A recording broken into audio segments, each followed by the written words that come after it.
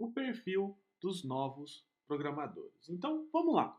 Aqui é o professor Felipe Fontoura e a gente vai então agora fechar esse grande problema, fechar essa equação, porque agora você entende o princípio, né, o modelo histórico, que era o modelo aí dos programadores das antigas.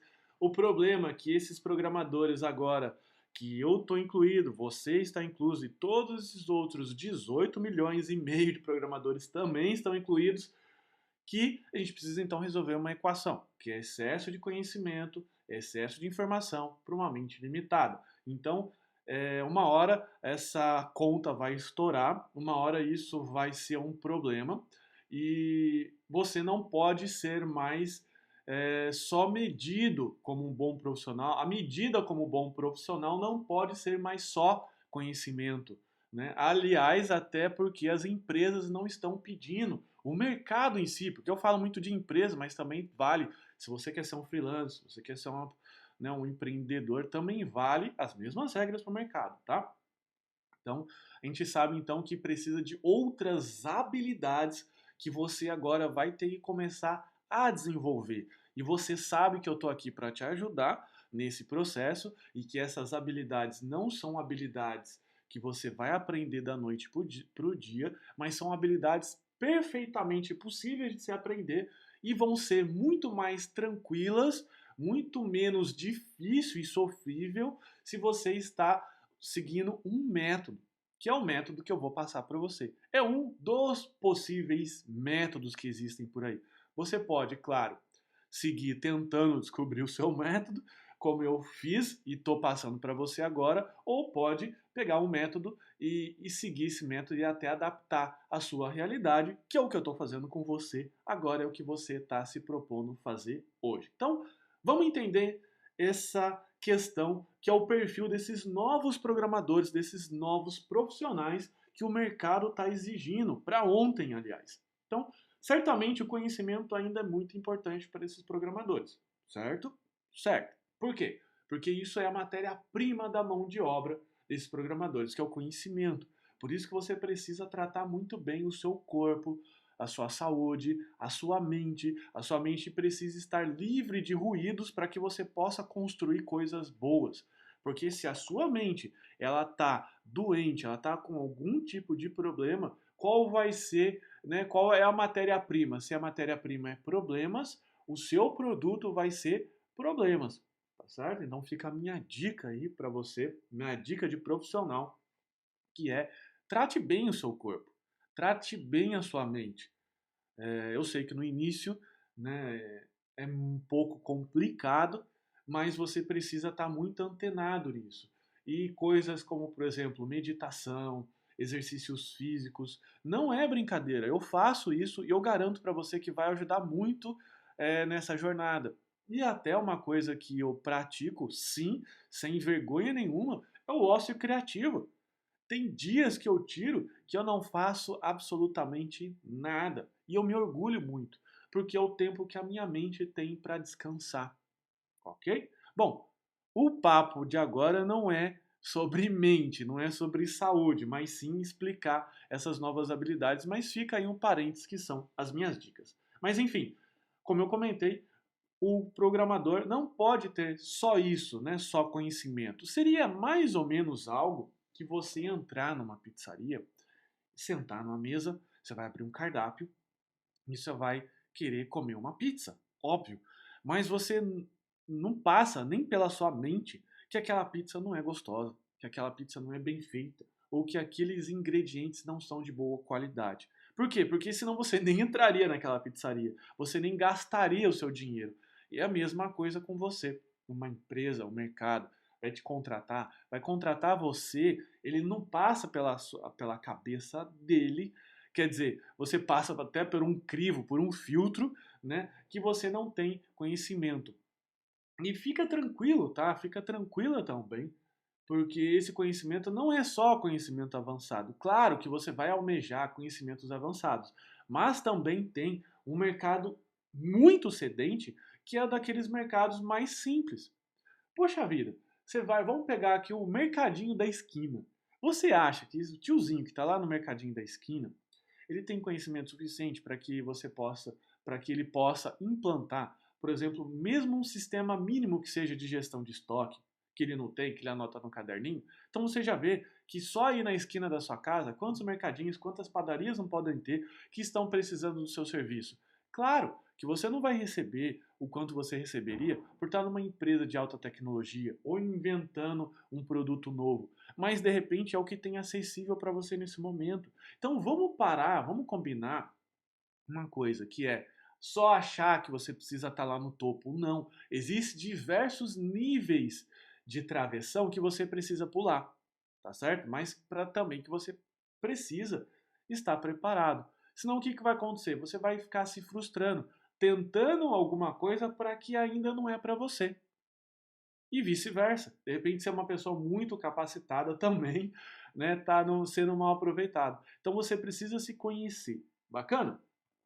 Então vamos lá. Atualmente as empresas clamam por um profissional com múltiplas habilidades. E o programador não foge disso não, tá? Não tá. Isso aí é um panorama geral do mercado que vale para qualquer profissão, mas o nosso foco aqui é TI, é programação. E as habilidades mais importantes para esses novos profissionais e principalmente programadores são elas. Vamos lá, vamos citar aqui num panorama de TI. Vamos fazer um raio-x desse cérebro. Capacidade analítica, né? Lógica, linguagem e também concentração. Por quê? Porque sem essa capacidade analítica, que você não aprende só quando você é programador, mas você vem sendo treinado desde a época da escolinha da tia Estela, que ela te ensinava os problemas do Joãozinho. Por exemplo, o Joãozinho tinha 5 amiguinhos, cada um comeu uma bala, quantas balas sobraram? Ela já estava treinando você para essa capacidade analítica que você precisa agora, nesse momento como profissional. Legal? Mas claro que essa capacidade analítica ela é mais colocada em prova, em xeque, quando você está num contexto de TI, um contexto de programação, porque afinal você está lá para resolver problemas. Bacana? E a gente já vai contar, eu vou contar até uma história um pouco mais para o final dessa aula que reforça isso. Lógica e linguagem, lógica para resolver esses problemas e linguagem que é a base, frameworks, Java, C, sei lá, Python, Ruby, programas aí que você vai aprender, e a concentração que te ajuda a cumprir esses desafios. Vai manter ali você grudado, vai te colocar ali na frente do monitor e vai fazer com que você, de fato, tenha ferramenta suficiente para resolver esses problemas. E outras também, como por exemplo, criatividade, empreendedorismo, e não só empreendedorismo interno, desculpa, externo, empreendedorismo interno. Porque você também pode ser um empreendedor trabalhando como funcionário. E eu vou falar isso mais para frente nesse curso, tá? Isso é uma das habilidades muito importantes, você resolver problemas de uma forma mais inovadora no ambiente que você está. Relacionamento. Quantos programadores aí a gente já não viu que são caras extremamente fechados, pessoas que não sabem conversar, não sabem lidar com um time de trabalho, que isso acaba sendo muito prejudicial. Capacidade de negócio, de entender o negócio, muitas vezes também de negociação e, claro, marketing pessoal. Podia faltar isso. Então, a gente começa a perceber que hoje o modelo atual, principalmente o foco dessas universidades, é um modelo antigo. Ou seja, fazer com que você foque muito nessa parte técnica e quase não foque do outro lado, que são habilidades tão valorizadas ou mais, que a gente vai ver aqui nos próximos slides, do que só as habilidades técnicas. Então, são essas habilidades que você precisa começar a desenvolver. E eu até entendo, vamos dizer assim, entendo, mas não concordo com esse modelo das universidades, esse modelo institucionalizado que está aí de ensino, que é o que eles precisam fazer. Eles precisam produzir um profissional rápido, coisas rápidas. E até porque você está pedindo isso para ela, né, para essas universidades. Você está exigindo isso ao escolher uma faculdade que está lá, oferece um curso rápido de 2 anos, ao invés de uma faculdade que oferece um curso de 5. Estou falando do mesmo curso, tá? Não vá comparar tecnólogo com engenharia, que são cursos diferentes. Banana com maçã, não faz sentido comparar. Mas você está exigindo isso das universidades agora, resultado rápido.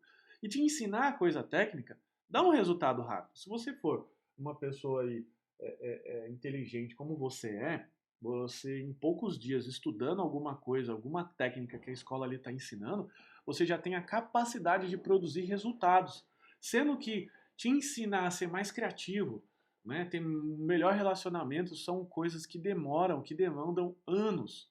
E faz parte também não só desse perfil técnico, a parte técnica não faz só parte desse perfil desse profissional, desse novo profissional. As outras também são importantes, como eu já comentei. E o modelo antigo, aqui está um gráfico só ilustrativo, tá?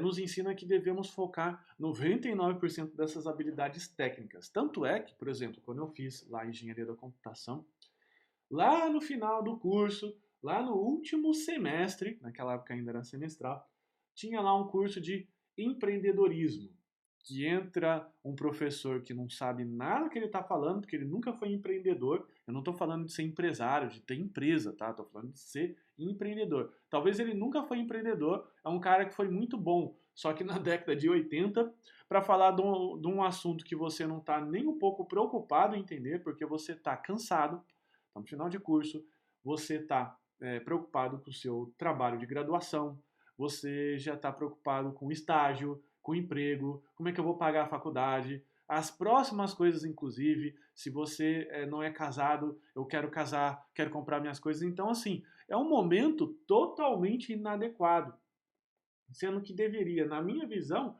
ser o contrário. Por quê? Porque conhecimento técnico é farto. Você entra numa livraria para pegar um livro de TI, um livro de programação, ou entra em qualquer livraria virtual, vamos dizer assim, tem lá vários e vários materiais técnicos, materiais inclusive de graça na internet. Só que quem te ensina a ter mais criatividade? Quem poderia te ensinar a ter mais capacidade de negociação, relacionamento, empreendedorismo e marketing? Um marketing pessoal honesto, né?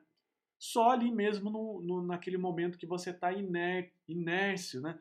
Inserido, vamos usar uma palavra melhor, está inserido dentro desse ambiente que favorece isso. Porque esse horário, esse ambiente é um ambiente nobre.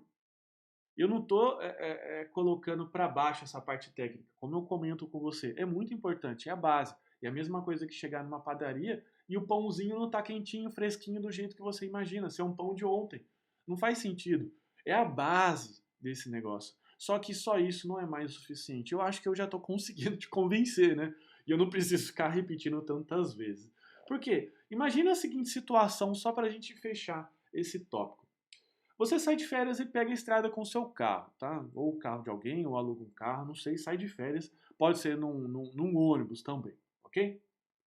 No meio do caminho, esse veículo, esse carro, estraga. E claro, você vai chamar um mecânico. Você não entende nada daquilo. Você abre o capô, aquilo para você e groselha é a mesma coisa. Chegando lá, você conversa com o mecânico e ele dá aquela olhadela assim, abre o capô, né? Tenta ligar o carro, mexe numa coisa aqui, mexe numa coisa lá. E ele diz o seguinte: é, qual peça que eu devo trocar? Essa é a pergunta que ele faz para você. Qual peça que eu devo trocar? E você, até meio confuso ou confusa, nervoso, responde o seguinte: olha, não sei. Você está aqui, né? Você precisa saber disso. Como que você está perguntando para mim que não entendo nada? E por incrível que pareça, o mecânico ainda retruca. Eu só sei trocar a peça, mas não sei achar o problema.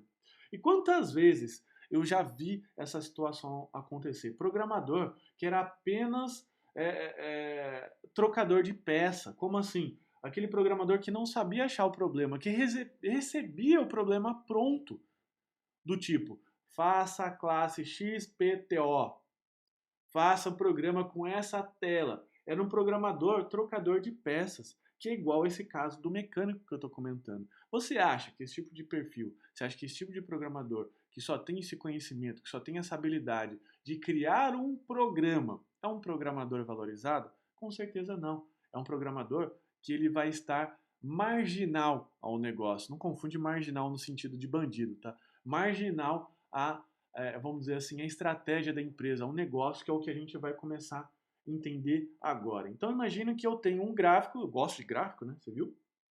Tem um gráfico aqui que eu tenho áreas, né? Quanto mais para o centro desse gráfico, imagina lá, ó, a crosta terrestre, mais quente é, tá? Mais próximo da festa eu estou. eu estou dentro do baile. E para as áreas verdes ali, eu estou na crosta terrestre, uma área mais fria, né? Uma área que a gente está hoje, porque a gente não suporta lá o núcleo da Terra com milhares e milhares de graus centígrados. Só que é o seguinte, nesse núcleo aqui é o núcleo estratégico da empresa. E o mais frio é o núcleo operacional. E que se você, quanto mais próximo desse baile, desse núcleo estratégico aqui, mais você vai ser reconhecido e mais você vai ser importante para essa empresa. Bacana? Só que imagina o seguinte, que você está numa empresa de tecnologia, uma Google, uma Microsoft, e nem precisa ser tanto assim. Você está numa startup, numa empresa pequena que faz um programa de computador aí na sua cidade. Você, como programador, a visão da empresa para você vai ser uma visão estratégica. Por quê? Porque essa empresa que produz algum tipo de sistema, ter um programador, é a mesma coisa que eu ter ali um padeiro fazendo pão. Vamos, padeiro e programador não tem nada a ver, mas é só para você entender, fazendo uma analogia, certo? Então, se você é o programador numa empresa de tecnologia, você é o padeiro da padaria, fazendo pão. Ela precisa vender pão, então logo o padeiro é importante para ela. Por isso que tem muito padeiro que ganha muito bem, né? Ganha lá os seus 5 mil, aqui na minha cidade, 5 a 7 mil fácil, dependendo da padaria que ele trabalha, né? Ali programador, desculpa, padeiro iniciante ganha ali seus 2.500 a 3, por exemplo, né? Já é um padeiro, tá certo? Então, por quê? Porque você está inserido numa empresa de tecnologia, isso faz parte do negócio dela. Você programa, você dá manutenção no sistema. Quando eu falo nível estratégico, é o ganha-pão da empresa. Vou dar um exemplo para você. O Google. Imagine que você é um programador lá na Google e você trabalha no produto principal da Google. Quais são os dois produtos principais da Google? É o buscador, qual milhões de pessoas usam a todo momento, e o segundo produto mais importante da Google, que talvez você não conheça, é o AdWords, que é um sistema em que eu posso fazer anúncios patrocinados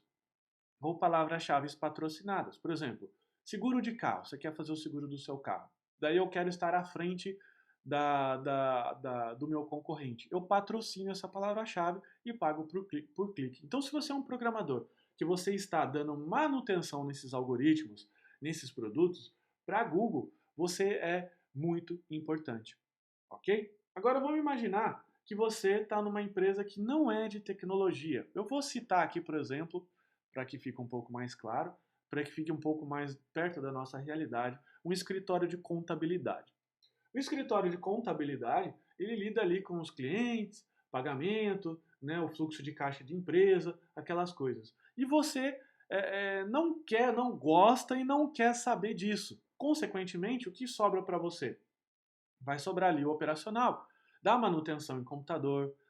Olha só, você tem o mesmo conhecimento que você teria, às vezes, numa empresa de tecnologia. Mas só pelo fato de você não estar lidando ali com a parte que é estratégica da empresa, faz com que essa empresa tenha uma visão diferente de você.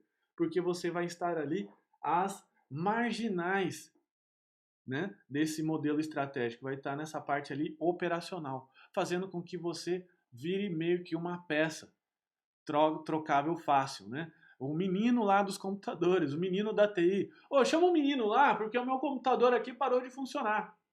Ou seja, né, você quer estar no nível estratégico. Então, aqui para a gente colocar numa parte um pouco mais prática, para não ficar só nessa parte teórica, se você tem a capacidade de trabalhar numa fábrica de software, numa Google, numa produtora de sistemas, numa startup, bem, você vai estar ali no centro estratégico dessa empresa. Só que se você não tiver essa oportunidade, for trabalhar, por exemplo, no escritório de contabilidade e até numa empresa grande, numa indústria, por exemplo, igual eu já trabalhei, as chances é que, mesmo você tendo esse mesmo conhecimento do que eu teria trabalhando numa empresa que é foco em tecnologia, naturalmente eu vou estar nas marginais, que é no operacional da empresa. E, consequentemente, essa visão da empresa vai ser diferente de mim. Entende? É o mesmo conhecimento, o mesmo programador, mas eu estou trabalhando na empresa A, na empresa B. Na empresa B, se ela não for na empresa de tecnologia, você vai estar nos operacionais. E atualmente as empresas no Brasil, até as grandes, tratam a TI como um departamento de ferramental. Claro que é uma ferramenta muito sofisticada, mas ainda não deixa de ser uma, quando deveriam tratar numa forma estratégica. Porque pensa bem, pensa comigo. Vamos voltar lá ao exemplo do tiozinho do mercadinho da esquina. O tiozinho está lá, ele não controla o estoque dele, não sabe quais as provisões, os últimos preços que ele pagou, não sabe quanto que está acabando. E você implanta um sistema desse na empresa, na pequena empresa dele. Vai mudar a empresa dele da água para o vinho. Ela vai ser mais eficiente, vai ser mais efetiva, ele vai ter menos desperdício, as pessoas vão começar a enxergar mais qualidade. Ou seja, a TI deveria ser tratada como estratégia, não como um custo. Os meninos da TI que fazem um monte de coisas complicadas que eu não entendo nada, mas que eu também não quero saber, tá certo? Então, assim os profissionais no Brasil, normalmente, quando eles não estão em empresas de tecnologia high-tech, vamos assim dizer, em startups, né, numa Google, ali trabalhando em fábricas de software, naturalmente eles ficam à mercê dos negócios, ficam às margens desse negócio, tá certo? E como eu comentei, você não precisa, para começar a trabalhar na TI, já almejar um degrau que talvez você nem alcance, né? Que é trabalhar numa grande empresa de tecnologia ou ser um freelance que atende muitas coisas de ponta. Você, de repente, o que tem para você nesse momento, porque você precisa pagar as contas, porque você é aquele emprego no pequeno escritório de contabilidade. Então, ok, essa é a sua realidade atual. Não adianta ficar sonhando antes do tempo. Então, você precisa encarar isso, mas você vai entrar do jogo da maneira diferente, porque eu estou ensinando o jogo para você que é do zero até um pouco mais avançado. Inclusive, mais para frente do curso, você vai ter lá as tão comentadas fórmulas, né? Que não são fórmulas mágicas, mas são só o problema explicado num contexto específico, num contexto que é o meu primeiro emprego, né? E assim vai. Bacana? Então, só para a gente poder entender, aqui está a área de TI, hoje no Brasil e até nas grandes empresas, e eu até desconfio que no mundo mesmo, a TI está ali nas marginais, no operacional, mas que essa é a realidade, né? Você precisa se tornar mais importante. Mas a pergunta é, como que eu me torno mais importante? Estando ali mais próximo do estratégico, sendo que hoje não é o que as empresas fazem naturalmente. Então, se você estiver numa grande empresa e não for um diretor da área de TI, você vai ter grande dificuldade, tá certo? Então, o que eu te aconselho é migrar para uma área que seja o core business da empresa. Nossa, que palavra diferente. É isso aí, deixa eu te explicar. Quando eu estava trabalhando na Embraer, empresa brasileira de aeronáutica, eu estava trabalhando na área de manuais técnicos de avião. E lá eu trabalhava como programador, resolvendo os sistemas internos lá e fazendo a área ser um pouco mais eficiente. Só que essa área é um produto indireto do principal produto da empresa, que é aviões. Então, o que, que eu fiz? Eu me planejei, fiz um curso de engenharia da computação para que eu pudesse ser reconhecido como um engenheiro, consequentemente ter o CREA, né, que é o Conselho Regional de Engenharia, e me capacitar na parte aviônica da empresa para trabalhar num setor chamado de engenharia de sistemas, em que eu iria basicamente fazer sistemas para avião, tá bom? Claro que a minha estratégia acabou mudando depois com o tempo, é história, depois num outro momento eu posso contar isso para você, mas só para você entender a minha estratégia. Então é muito importante para que você, se você esteja inserido numa empresa grande, você comece a migrar naturalmente com o seu conhecimento de informática, que é um conhecimento muito valorizado, porque essa parte é difícil, ter lá a capacidade analítica, capacidade lógica, e sim fazer programas até para de repente para essas áreas, mas com uma área, vamos dizer assim, com conhecimento secundário, que pode até virar primário. Por isso que vem muitas pessoas perguntar para mim e falar assim, professor, eu tenho 30 anos, né? E eu aqui tenho conhecimento na área, sei lá, têxtil. Eu trabalhei muitos anos com a área têxtil.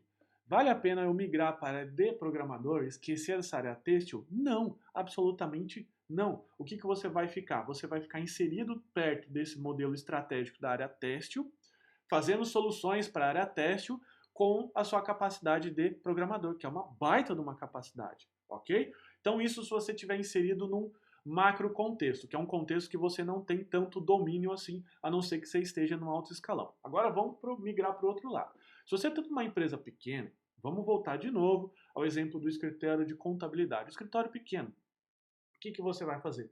Você vai começar a estudar um pouco mais o modelo de negócio da empresa e você vai começar a entender como é que ela ganha dinheiro. Como que ela consegue?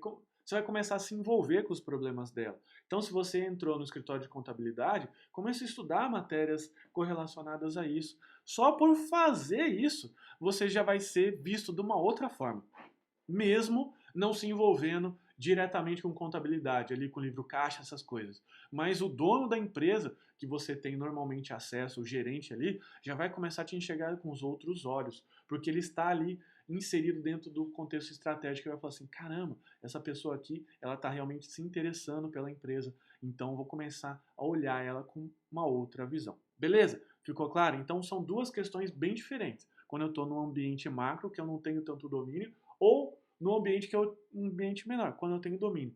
A situação é a mesma. A intuição, a questão é a mesma, de chegar mais próximo do estratégico.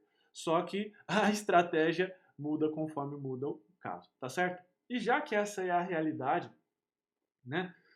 Então, como que eu consigo se tornar mais importante para a empresa? Ajustando essas habilidades corretas, essas habilidades certas. Vamos entender então as mais importantes em 4 historinhas rápidas aqui que eu vou contar da minha vida que me levaram a entender isso, me levaram a entender toda essa problemática e me levou a chegar nessa solução. Até para que você possa desmistificar e achar que isso é uma coisa que eu tirei da cartola, uma coisa mágica. Não é. É resultado de muito trabalho, resultado de muita relação e também quebrando a cabeça como você está quebrando agora. Eu não sou diferente de você. A única questão é que eu sou uma pessoa que está um pouco mais à frente, já bateu muito mais a cabeça e estou hoje colocando todas essas coisas para você de uma forma clara na mesa, que é a forma que eu gosto, né, de jogar no bom sentido. Né? Eu gosto sempre de colocar as minhas cartas na mesa e jogar de uma forma clara. Bom, vamos lá. A primeira historinha, a tecnologia não importa muito nesse caso, né?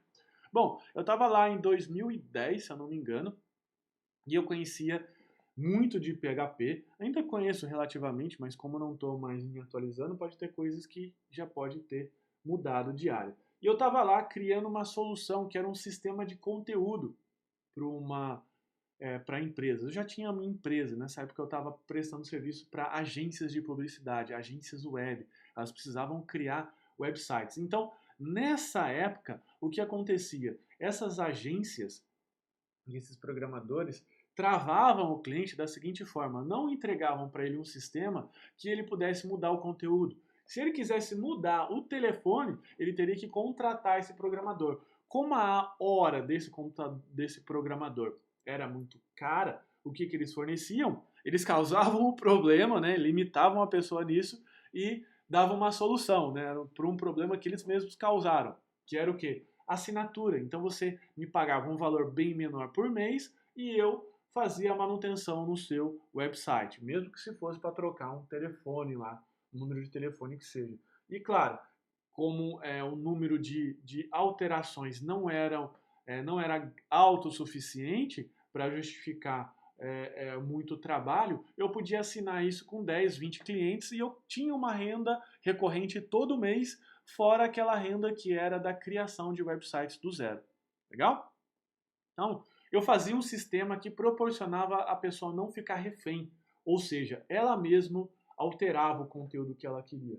Só que eu fiz isso utilizando as melhores tecnologias da época, que era programação PHP orientada a objetos, com banco de dados MySQL, que naquela época lá ainda não estava muito bem difundido essa parte transacional, mas fazia transações de banco de dados, coisa top, tá certo? Até que eu conheci uma mulher, ela é uma senhora já, que ela vendia um sistema desse totalmente porco.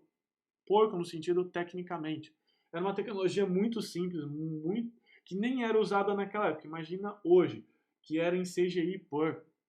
Inclusive o banco de dados dela não tinha interface de administração como a minha tinha senhas, não tinha nada. Era um arquivo que ela editava no bloco de notas de uma forma bem porquinha e vendia. Só que enquanto eu vendia uma peça, uma licença desse sistema, ela vendia centenas de licenças no mesmo mês. Como que ela conseguia fazer isso? Explicando isso de uma forma mais correta para o cliente. Então ela tinha uma habilidade de negociação, uma habilidade de passar o que o cliente queria escutar.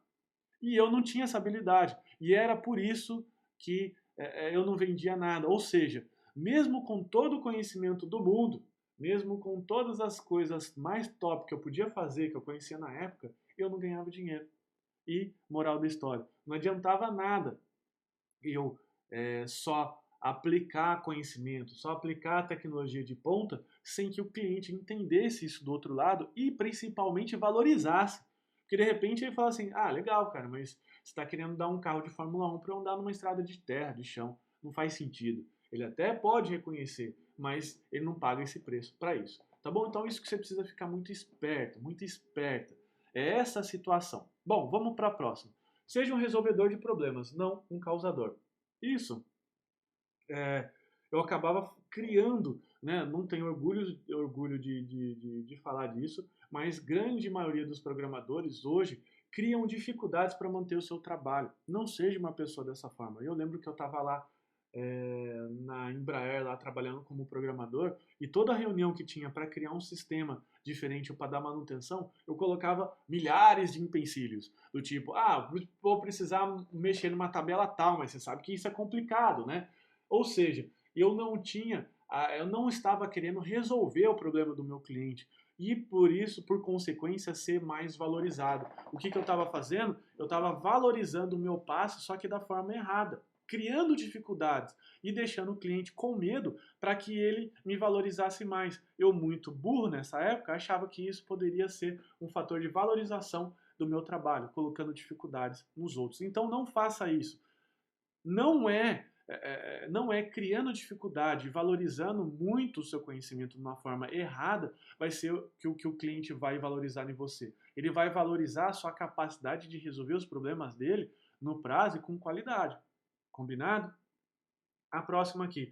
Não seja um funcionário comum, seja um empreendedor. Eu lembro também que nessa época, lá de 2005, 2006, eu comecei a acordar. Daí eu comecei a dar algumas ideias bem legais.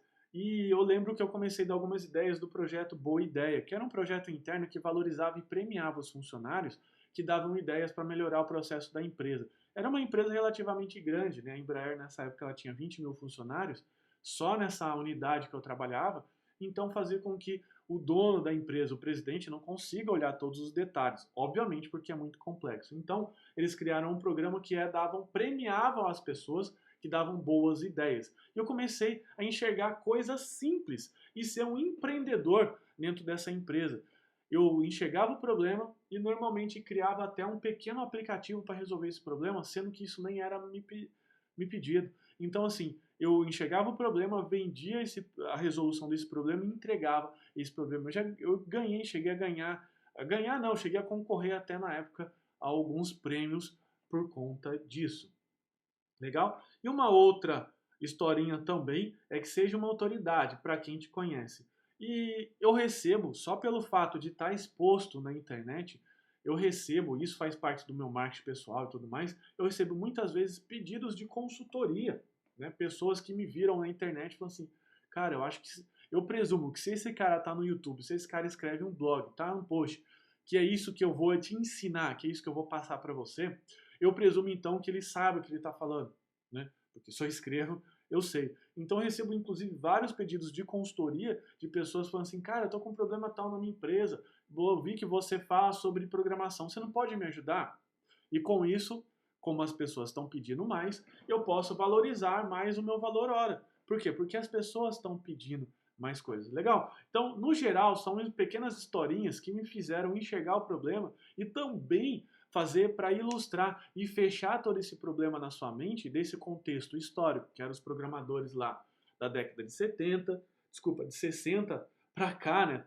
70 também está incluso, que eram basicamente esses programadores, cientistas, gênios que tinham que lidar com coisas bastante complexas, difíceis, e estavam em institutos de pesquisa e tudo mais. Você passou por esse contexto que é do problema atual que a gente está vivendo hoje, pelo excesso de informação, que só o conhecimento não vai ser suficiente, até porque você vai ver que essa conta não bate. Se você ficar antenado hoje com tudo que sai na internet é humanamente impossível, e você agora passou pelo o panorama de como resolver esse problema, acionando e trabalhando outras habilidades que vão fazer com que você não precise estudar tanto, se matar. Você, com o conhecimento correto, consegue vender esse conhecimento de uma forma muito melhor do que só lá se matando. Putz, eu tenho que ficar aqui sabendo desesperadamente tudo que está saindo na área de tecnologia. Não, você não precisa disso. Legal? Então acho que essas 3 aulas aí que você veio acompanhando fecharam na sua mente esse contexto, esse problema, e agora nas próximas aulas a gente vai começar a resolver esse problema de fato. Primeiro, desenvolvendo essas outras habilidades com você e também passando um método passo a passo para que você possa desenvolver isso de uma forma mais tranquila, de uma forma possível. Bacana? Então, vamos então completar o nosso diário de bordo. Então, vou pedir para que você anote e compartilhe com a turma alguma história em que você passou que seja parecida com alguma coisa dessa que eu comentei com você, ou então correlacionada a isso, que você reconhece que poderia melhorar como habilidade fundamental. Não só habilidade técnica, mas também habilidade comportamental, que é aquelas que eu comentei da parte criativa da sua mente. Bacana? E se você tiver suficientemente confortável, compartilha com a gente que vai ser uma experiência muito legal. Tá bom, pessoal? Então fica assim. Muito obrigado por essa aula, muito obrigado pelo seu tempo e a gente se vê na próxima. Tchau, tchau.